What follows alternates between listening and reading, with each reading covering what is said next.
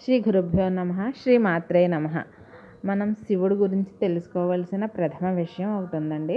శివుడికి అనేక నామాలున్నా శివుడికి పంచముఖుడు. ఆయన 5 ముఖాలు కలిగినవాడు. అయితే మనకి ఏ ఫోటోల్లోనూ గట్టా 5 ముఖాలు ఉన్నట్టు చూపించరు కానీ ఆయన పంచముఖుడు, 5 ముఖాలు ఉంటాయి. ఆ ఒక్కొక్క ముఖానికి ఉన్న నామాలు ఇప్పుడు తెలుసుకుందామండి.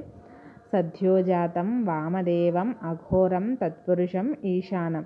ఈ 5 ముఖాలు శివుడికి ఉంటాయండి. ఎందుకైనా పంచముఖుడు అని కూడా అంటాడు. అయితే ఏమేమి దిక్కులకి ఏమేమి ముఖాలు ఉంటాయో చూద్దామండి.